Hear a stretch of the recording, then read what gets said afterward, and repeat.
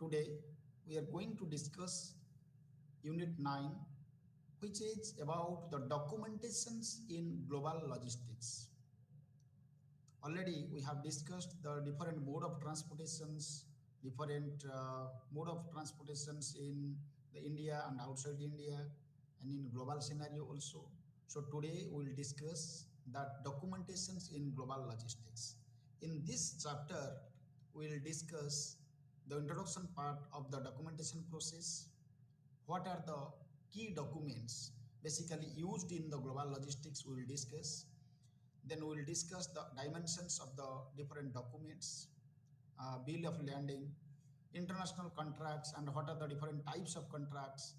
And also we will discuss the international commercial terms, terminologies. And at the end of this chapter, I will discuss three small case lays in front of you to have a better understanding. So now comes to the introduction part. Documentation.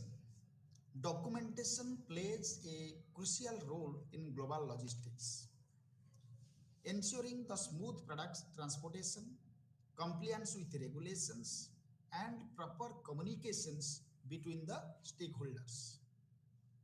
So, export import documentation is the soul and heart of the international business. So, now the question is, why is documentation needed in export import business? The very simple answer to this question lies in the nature of the business relationship between the exporter and the importer who are operating from two countries. And if one is doing domestic business, one also knows or can easily know the commercial practices which bind the buyer and the seller. Similarly, the possibility of business disputes is reduced since both the buyer and the seller know or can easily know the laws governing the contracts. So, for trade involving documentation for the trade involving exports is required for other regions also. This documentation work helps the exporters in claiming the incentives of all exports all around the world. So the incentives are usually claimed after goods are shipped as proof of shipment need to be deposited at the time of claiming the incentive. Then the role of standard documentation in the export import process can be categorized into twofold or two categories. One is the real shipment of physical goods, other is the complementary documentary exchange. The documentary system developed the centuries ago through the transactions referred to as documentary sales under the classic shipment trade terms. One is your free on board FOB and CIF cost, insurance and freight. Documentary. The sales have been considered by courts of law to be the transactions in documents to the same extent that they are transactions in the goods. So it is just as important for the exporter to provide the correct documentation as it is for him to provide the correct goods. So before going to the key documents, let us know what are the different key documents are there. I'm just explaining. One is commercial documents. And commercial documents, within that commercial documents, there are some commercial invoice. What is that commercial invoice? It is a detailed bill listing the goods being shipped, their value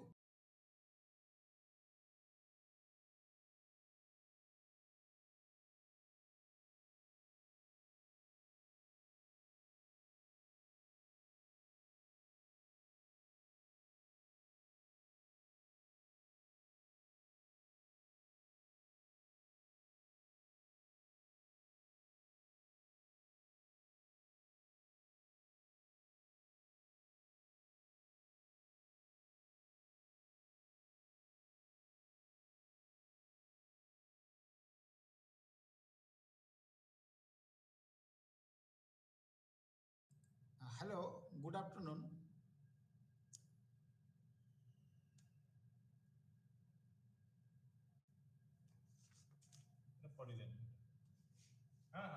So, documentation plays a crucial role in the global logistics and for the ensuring smooth transportation, compliance with regulations, and proper communications between the stakeholders. So, documentation have a major role in the global logistics.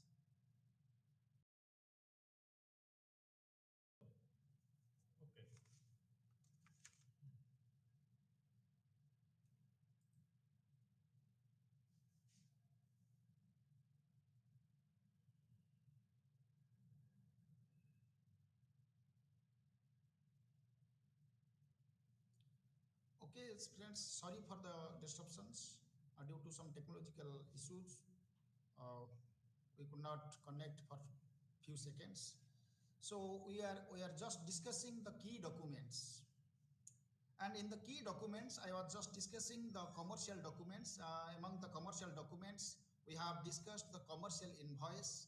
Then another is your packing list. This is specifies the packaging details, dimensions, weight, and content descriptions. Then another document is proforma invoice. That is a preliminary invoice sent before the actual shipment to confirm the transaction details. Another is certificate of origin, COO.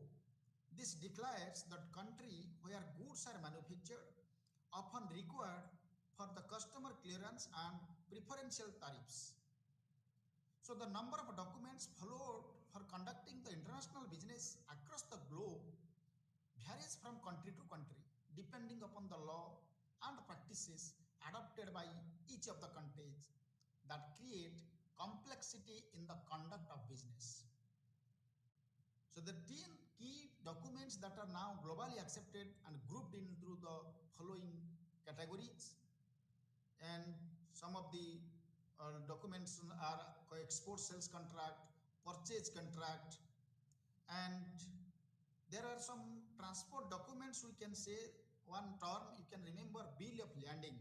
What is that bill of landing? We'll discuss in detail, but remember one line: bill of landing is a contract between the shipper and the carrier outlining the cargo transportation. Then another is airway bill. What is that airway bill?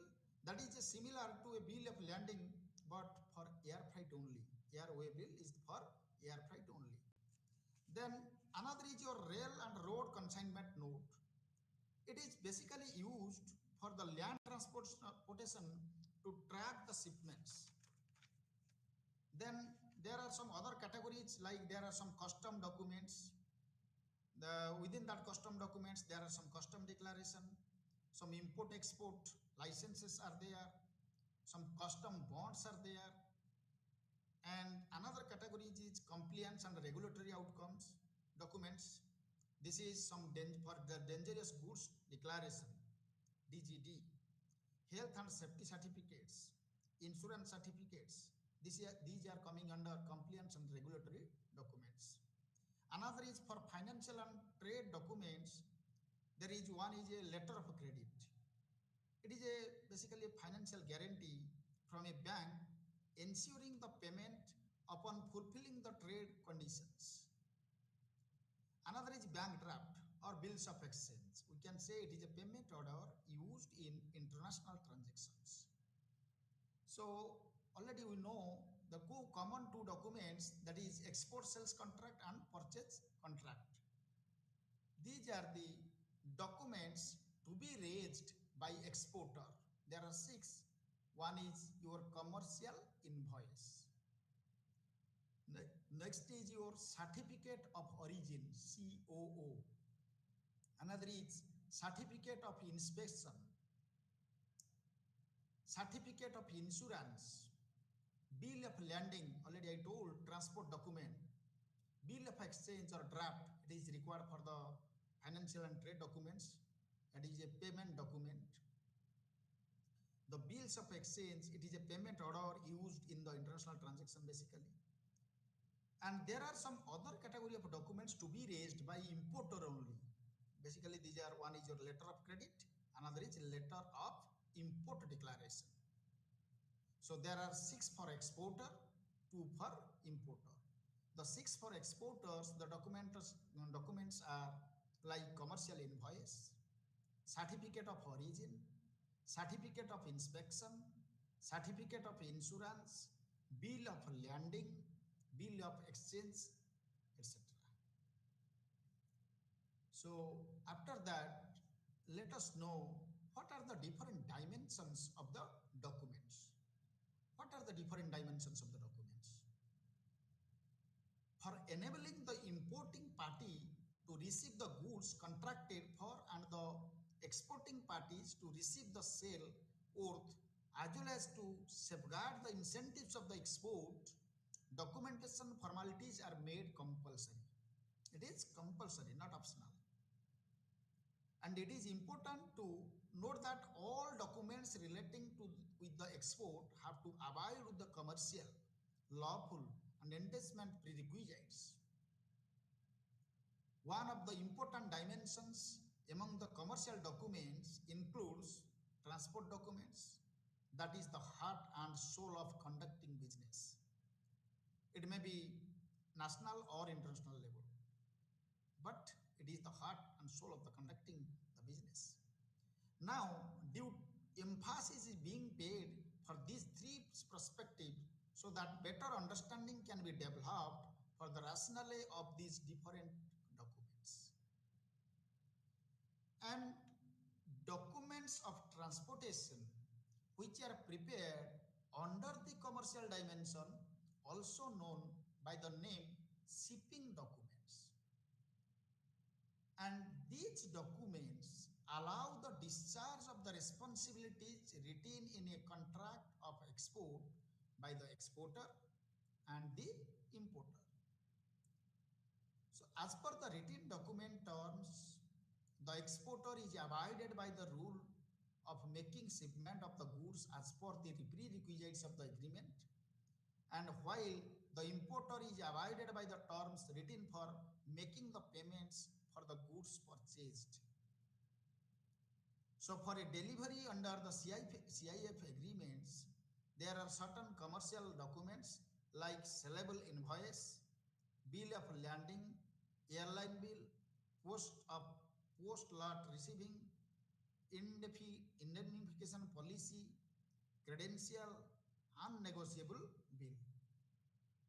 So in addition to these papers, certain shipment will also impose the supplementary sellable forms like list of packing. There are some inspection certificate, documentation of quality assurance, etc. These are the different documentations are there. And now let us discuss about what is bill of landing. A bill of landing is a receipt for goods shipped on board a vessel, signed by the person or his or her agent. It may be that particular person may sign, or his agent or her agent may sign, who contracts to carry them, and starting the condition in which the goods were delivered to the ship. It is not the actual contract, which is inferred from the action of the shipper or the ship owner in delivering or receiving the cargo, but forms excellent evidence of the terms of the contract. It is indeed a document stating the title for the goods, which is the main focus for the business deal between the purchaser and the supplier. It is the further most vital sellable paper in global trade deals and is usually used for regulating the distribution of goods transported through the sea route. And there are some salient points in a bill of landing. The salient points incorporated incorporated in a bill of lading are like the name of the shipper. Usually the exporters are the shippers. Another is the name of the carrying vessel. A full description of the cargo, which is provided it is not bulk cargo, including any shipping marks, individual package numbers in the batch, fillings, cubic dimension, gross heaviness, etc. Fourth is the marks and the numbers identifying the goods. Fifth is port of shipment or dry port, that is CFS. Port of discharge or dirty port, that is also one type CFS. So these are the salient points. Another is full details of freight, including when and where it is to be paid, whether the freight paid or payable at destination. Name of consignee, or if the shipper is anxious to withhold the consignee's name and the shipper's order. Ninth is the terms of the agreement of the department, the day or time of the receipt of the goods for shipment and the time they are laden on the vessel. 11th is the name and address of the notified party, the person to be notified on arrival of the shipment, usually the buyer. Quantity of bills of lading which is signed either by the master or on his behalf by his or her agent, which provide the information about receiving of the goods. Another salient features is the signature of the ship's master, of his or her agent, and the date. These are the things must have to be included in a bill of lading. Then let us know what are the functions of bill of lading. There are broadly four functions of the bill of lading. It is broadly a receiving at the time of shipment of the goods, a document enabling the transfer of the goods, which enables the demand for cargo by the one who is holding it, a proof for the terms written in the agreement of appraisement but not the real agreement, and a quasi-negotiable tool.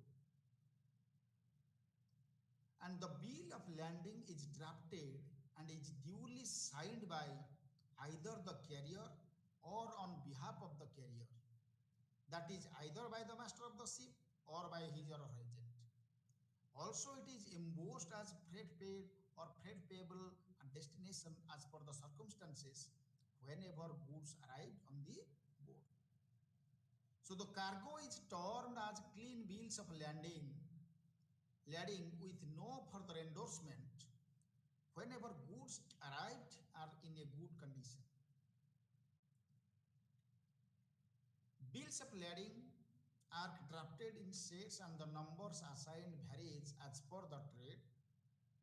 Usually there is a 2 or 3, one of which will possibly be furthered directly and the additional one by a future postal in case the primary posted was misplaced or late, together with appropriate quantity of non-negotiable copies required for workplace and filing the purposes. Now comes the types of bills of lading. There are different types of bills of lading are there. One is straight bill of lading,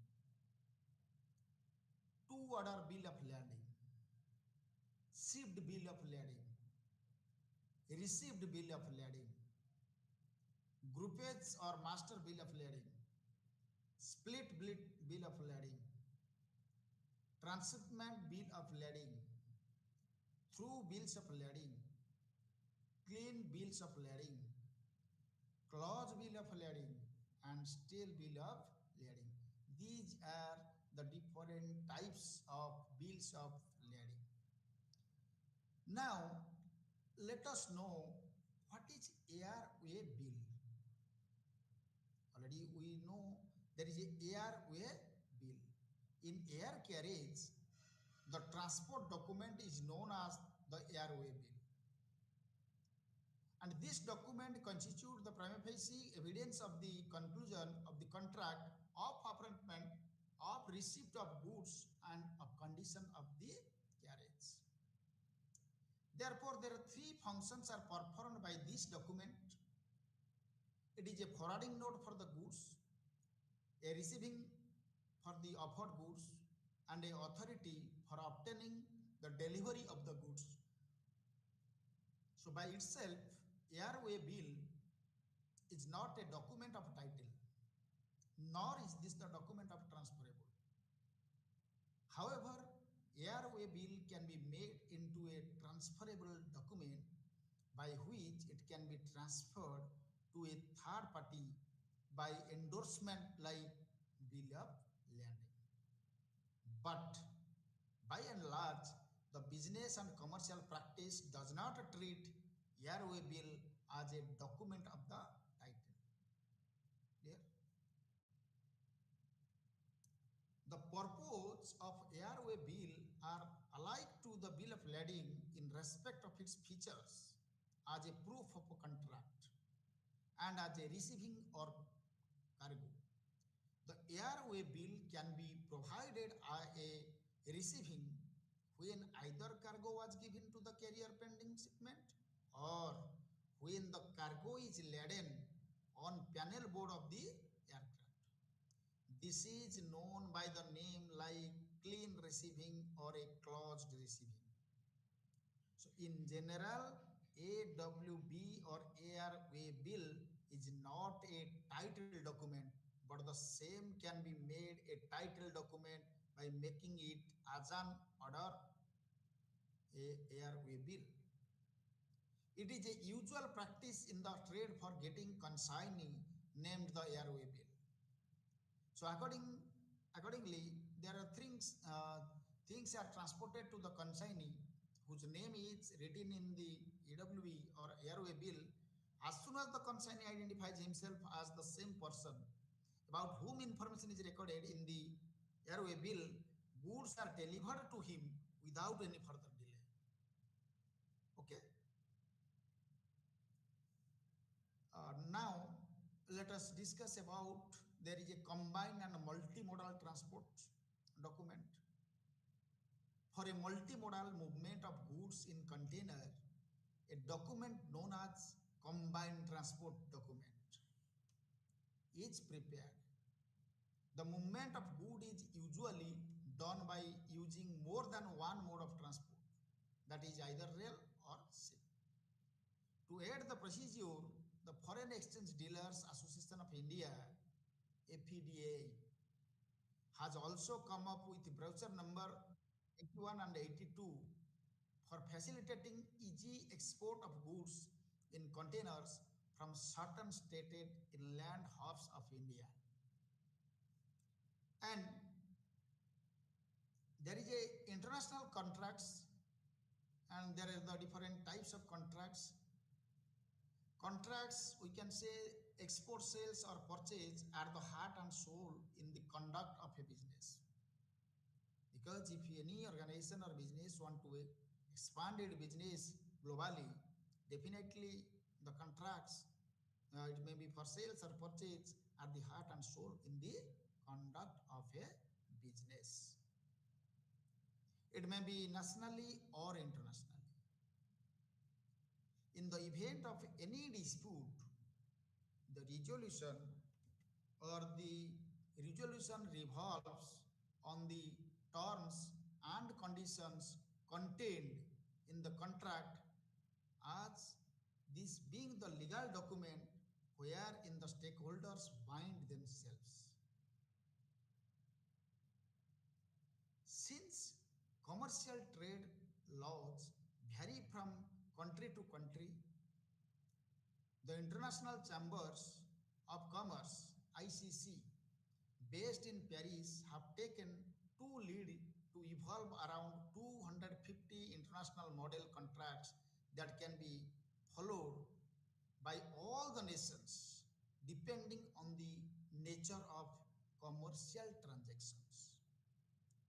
Like your export-import contract, agency contract, maintenance contract, contract manufacturing, Turkey projects, licensing, franchising contract, distribution contract, assembly contract, appointment contract, insurance contract, payment contract, etc. And the broad elements of a contract include the product or service and its description. Product specifications as regards of the quality. Then price. Then another is quantity, payment terms, delivery schedule, what is the time period, partial or complete. Another is element is mode of shipment. It may be say air, sea, road, post, or inland water, courier, internet. What is the mode? Then types of shipment. It is maybe a direct or transshipment. Another is inspection. These are the broad elements of a contract. And after that, another elements are labeling, packaging, packing and marking. Insurance, it is basically for export import, it is very necessary. Documents, escalation clause, force majeure, arbitration, fines or penalties, applicability of the law. These are the different elements applicable. Now, let us know about the international commercial terms. Trade practices vary from country to country. The practices in India definitely will vary the practices of Pakistan. The practices of Japan definitely vary the practices of China. So these trade practices vary from country to country to avoid the misunderstanding resulting in disputes and litigation. International chambers of commerce. Paris evolved the uniform rules for interpreting the commercial terms in 1936. Then the International Chamber of Commerce published a set of 13 rules known as the Incoterms, which were reduced to 11 in 2019, or previously it was 13, that outline the obligations of purchasers and sellers for the sale of products in cross-border transactions, which have been revised in 1953, 1967, 1976, 1980, 1990, 2000, 2010, 2019, and it became into force from 1 January 2020. So there are so many changes occurs continuously in the different phases. And what is the function of this? It is a group of standardized trade terms, 3 letters commonly used in the international contracts of sale of goods, to advise the cost of international business transaction, define the responsibilities between buyer and seller. Also, it reflects the current practice in the international trade.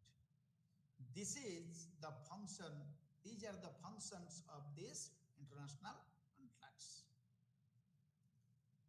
Then, contract of carriage.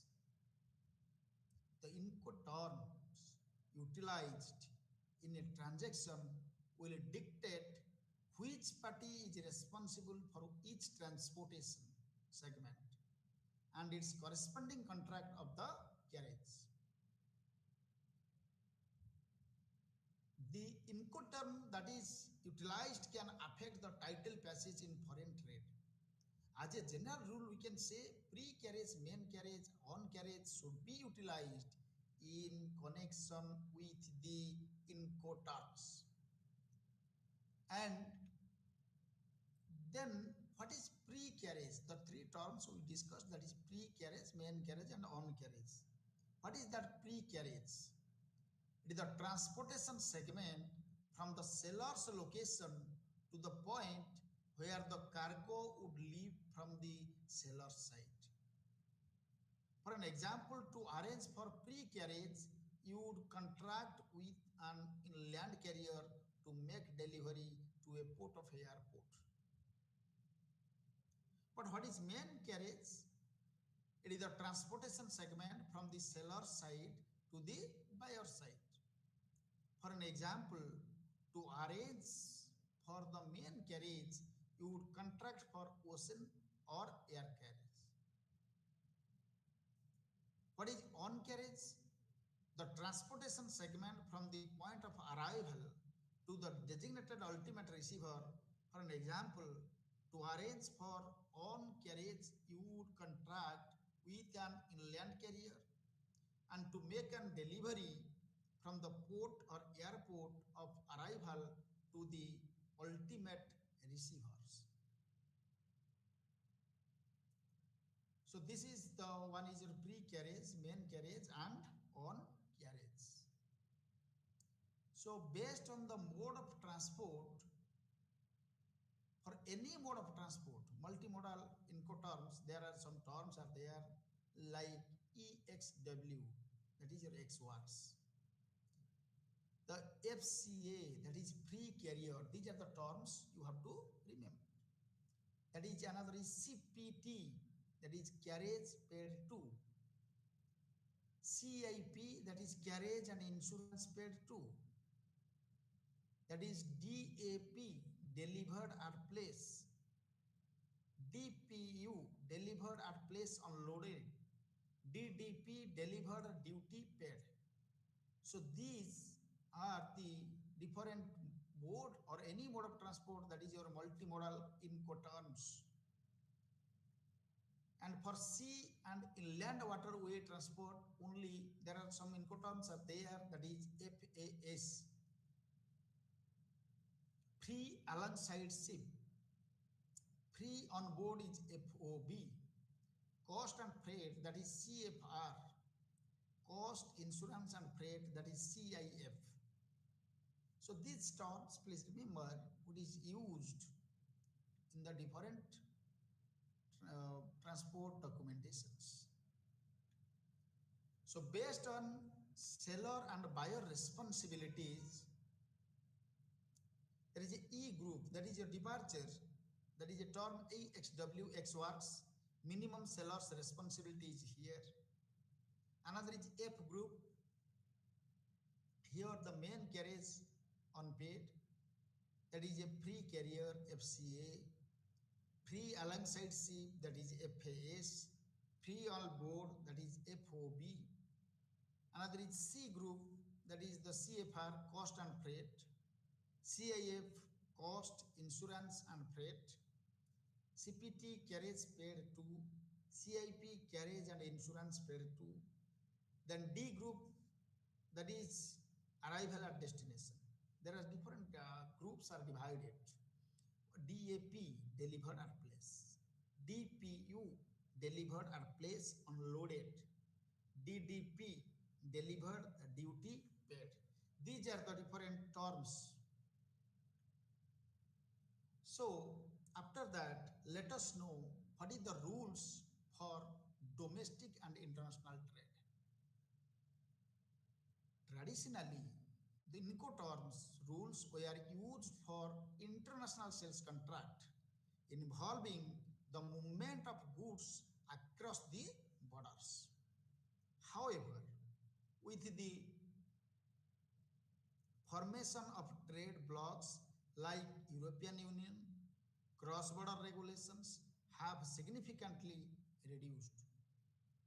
As a result, Incoterms 2020 are now officially applicable to both international and domestic sales contract. The obligation to comply with export-import regulations remains only where explicitly required. Two key factors have influenced this shift, and its business have increasingly used the Incoterms for the domestic sales, and the United States has largely replaced the former Uniform Commercial Code, that is UCC, shipment terms with Incoterms for the international trade. And This guidance note, this is a guidance note, each Incoterms 2020 rule is preceded by a guidance note that explains its key aspects. These notes provide the essential information, including when the rule is appropriate for the use, the point at which risk transfer from the seller to the buyer, the allocation of cost between both the parties. However, these guidance notes are not legally part of the Incoterms 2020 rules. They are intended only as a reference to help the users apply the rules effectively in the business transactions. Now, there is a electronic communication. Earlier version of Incoterms included the provision for replacing the physical documents with electronic message. Incoterms 2020 continues to support this flexibility.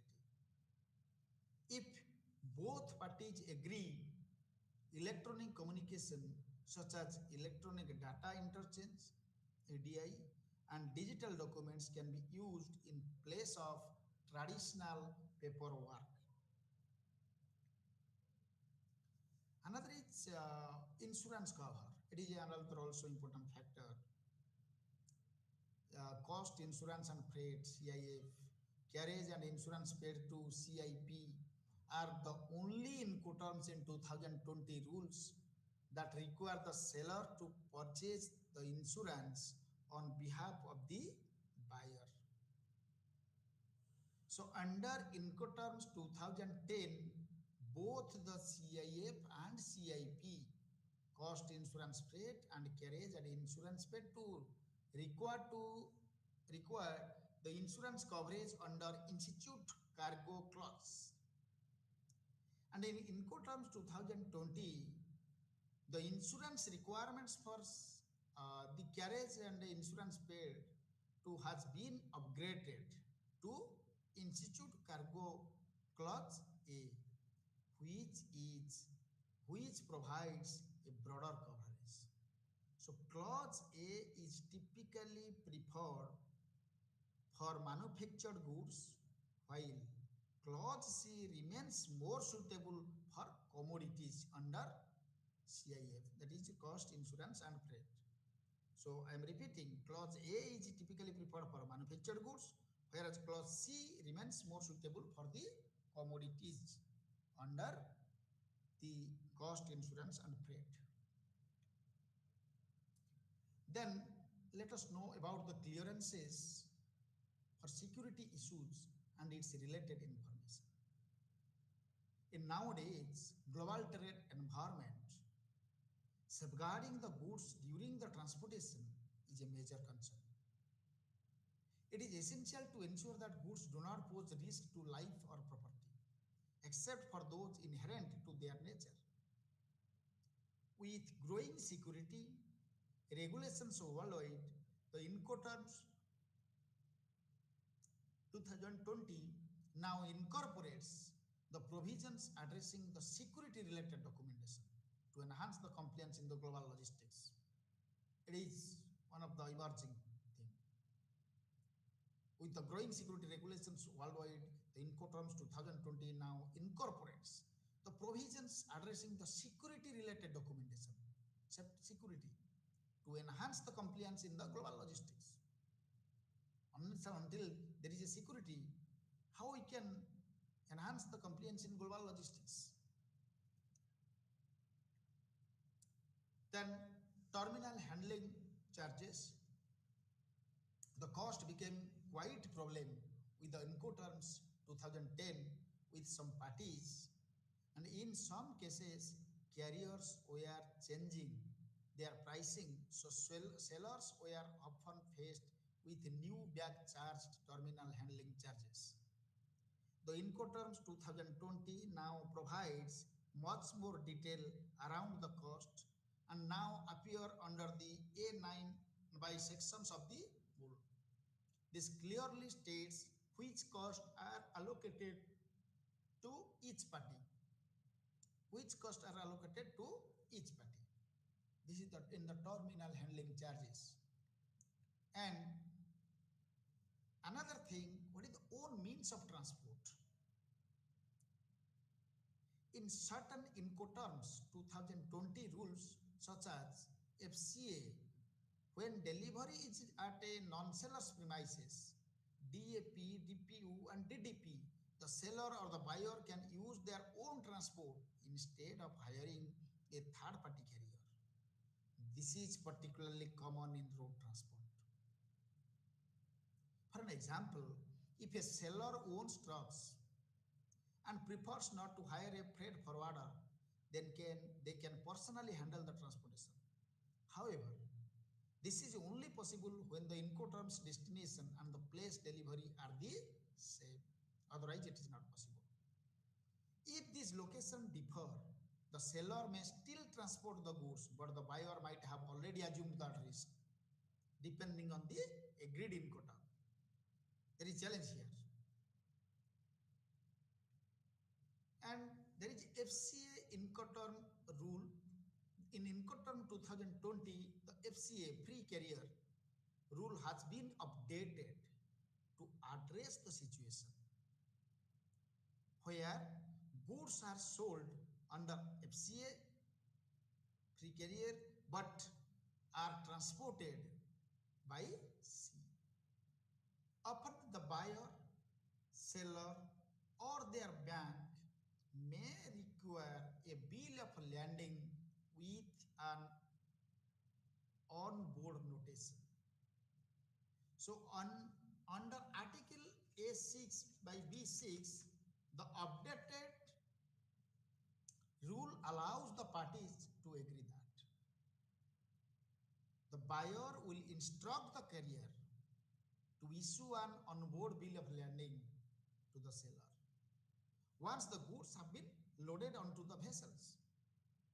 The seller can then provide the document to the buyer upon through the banks in a letter of credit transaction. We have already discussed that letter of credit. So this revision helps to facilitate the trade finance processes, making the free carrier more practical for maritime shipments. And after discussing this, let us discuss some of the case which is relating to the different documentation process in global logistics. So friends, in case 1, this case is relating to incorrect bill of lading causes a delay. So now I am explaining the overall scenario. What happens? A company in India exports the electronic goods to a buyer in the Germany under CIF Incoterm. However, the seller mistakenly issue a receipt for shipment. That is mistakenly it issues bill of lading instead of on-board bill of lading, which the buyer's bank rejects under the letter of credit terms. So what will be the impact? This is the scenario. Do you understand? A company in India exports some of the electronic goods to a buyer in Germany and under the CIF Incoterm. However, the seller mistakenly issues a receipt for shipment bill of lading instead of on-board bill of lading. So which the buyer's bank rejects under the letter of credit terms. So what will be the impact? The payment will be delayed. The payment is delayed.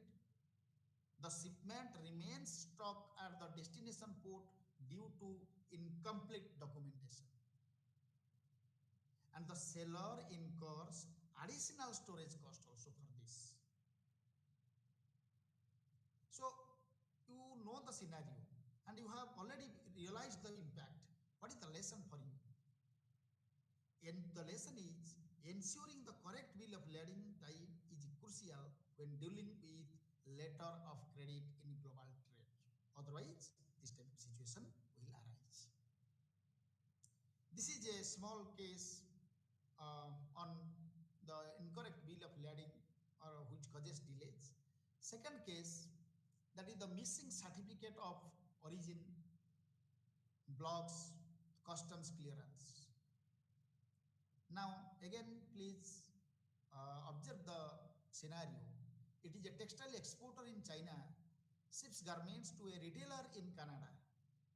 The shipment is eligible for a lower tariff under a free trade agreement FTA, but the exporter forgets to include the certificate of origin with the shipment documents.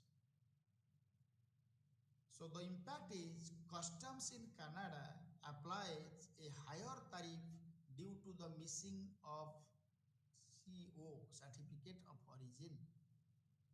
Another impact is the buyer pays more in duties or demands a discount from the seller. So from this scenario, what is the lesson you got? It is essential the trade documents like certificate of origin must always be provided to benefit from preferential tariff agreements. Okay. Now the case 3. This case is relating to the incorrect HS code leads to heavy penalties. How the incorrect HS code leads to heavy penalties. The scenario is a US importer orders lithium ion batteries from South Korea. The supplier incorrectly classifies them under a general electronic components. So HS code, instead of the specific one for lithium ion batteries, what is the impact? The impact is customs fines the importer for misclassification, and the shipment is delayed due to additional inspection, because there is some inspection is required, and for future shipments from the same supplier undergo the stricter scrutiny. So what is the lesson from this? Accurate harmonized system code classification is essential to avoid the customs penalties and delay. Otherwise, you will face the penalties, you will face the time delay, everything. So the 3 cases you have already observed. So from these 3 cases, please think what is the importance of a global documentation. Because you know, documentation plays a crucial role in global logistics. It may be national or it may be international. So for ensuring the smooth transportation, compliance with the regulations, and proper communication between the stakeholder, there are different type of documents we have already discussed. I am just recalling all the documents. Some are commercial documents. Anyone have remembered that? Commercial documents, under that commercial documents, one is your commercial invoice. What is that commercial invoice? It is a detailed bill of listing. It is a detailed bill listing the goods being shipped, their value, and the seller and the buyer details. Second is packing list. It specifies the packaging details, the dimensions, weight, and content descriptions. Another document is pro forma invoice. It is a preliminary invoice sent before the actual shipment to confirm the transaction details. It is a pro forma invoice. The name itself tells. And certificate of origin. And it is declares the country where goods are manufactured, often required for customs clearance and preferential tariffs. Okay, so this is about the commercial documents. Another is there are some transport documents are there, like bill of lading. Bill of lading It is a contract between the shipper and carrier outlining the cargo transportation. There is another is your airway bill. Airway bill, it is similar to a bill of lading but air freight. Next documentation is rail or road consignment note. If it is used for land transportation to track the shipments. Then next category is there are some custom documents are there, like custom declaration. It provides the detailed information on the goods for import and export clearances. Another documentation is import-export license. It is required for the restricted goods to comply with trade regulations. Then custom bond. It is a guarantee that duties and taxes will be paid on time. Okay. Next category is compliance and regulatory document. What are the compliance and regulatory document? There is a dangerous goods declaration. There is a declaration that is for dangerous goods declaration. It is needed for shipping the hazardous materials. And another is for health and safety certificates. It is required for the food, pharmaceutical industries, pharmaceuticals and other sensitive items. Basically, it is health and safety certificates is required. Next is there is an insurance certificate also. It is another document which is coming under compliance and regulatory documents. It provides the proof of coverage for goods against the damage of or loss. There are some documents which is coming under the financial and trade documents. One is letter of credit. It is a very popular term. A letter of credit is a financial guarantee from a bank ensuring the payment upon fulfilling the trade conditions. And there is another document that is bank draft or bills of exchange. It is a payment order that is used in international transaction only. Okay, so these are a recap of the different types of documents. And after discussing these three cases, you must have some idea what is the importance of documentation in the global scenario, in the global logistics also. And there is, we can say, in this documentation process, we have discussed today, from the beginning we can say what is the documentation, what is the importance of documentation, what is a contract of carriage, what is bills of lading, and there is a different types of contracts are there, and we can say there is a combined multimodal transport documents is there, airway bill is there. Most important is types of bill of lading or bill of lading. We can say a bill of lading is a receipt for goods shipped on a boat or a vessel and which is signed by the person who contracts to carry them and stating the conditions in which the goods were delivered and by the ship. It is not the actual contract which is inferred from the action of the shipper.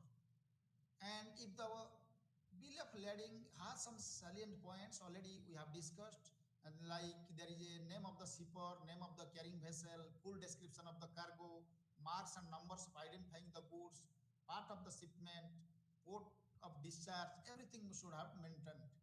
Name of consignee, terms of any agreement or departments, name of and address of the notified party, signature of the ship's master, all they are the salient features. And in the functions of bills of lading, we have discussed already. It has a receiving at the time of shipment of the goods. There are basically four functions. The cargo is termed as a clean bills of lading with no further endorsement. And usually the types of bills of lading are different types. For an example, straight bill of lading, two-order bill of lading, shift bill of lading, received bill of lading, groupage or master bill of lading, split bill of lading, transshipment bill of lading, thorough bills of lading, etc. These are the different types already we have discussed. Then about airway bill, we can say the transport document in the air carriage is also known as airway bill. And in the combined multimodal transport document, we can say it is a multimodal movement of the goods in container with the document which is known as the combined transport document is prepared. Basically, here the movement of goods is usually done by using more than one mode of transport. For an example, rail and ship. Okay, and after that we have also discussed the international contracts. There are different types of international contracts we have discussed, and within that international commercial terms also discussed, how the different terms, and there are incoterms, that means there are pre-carriage, main carriage and on carriage we have also discussed. And there are some terminologies or abbreviation we can say, that means EXW, that means it your ex worker, CPT, carriage paid to. Please remember all these terminologies for your future purpose. And after that, we have also discussed the rules for domestic and international trade. What are the different rules for domestic and international trade? To survive in a international market or in a competitive environment or in the era of LPG, we have to adopt some strict guidelines, documentations, and everything. And after that, is a guidance note we have already discussed. Then there is some insurance coverage, how it is mandatory now, and how in the Incoterm 2020 there is a clause A which is basically preferred for the manufactured goods, and in clause C it is for commodities goods. And there are different transportation terms, or there is after that we have discussed three important cases. That is, one case is incorrect bill of lading which causes the delays, and case two was missing of the certificate of origin blocks for the custom clearance, and case three was about incorrect the HS code, that is your harmonized system code, leads to heavy penalties. So from these three practical situations or cases, you can imagine what is the importance of our documentation and the reference rules and regulations. I hope you must have understood the entire chapter. Thank you from my side.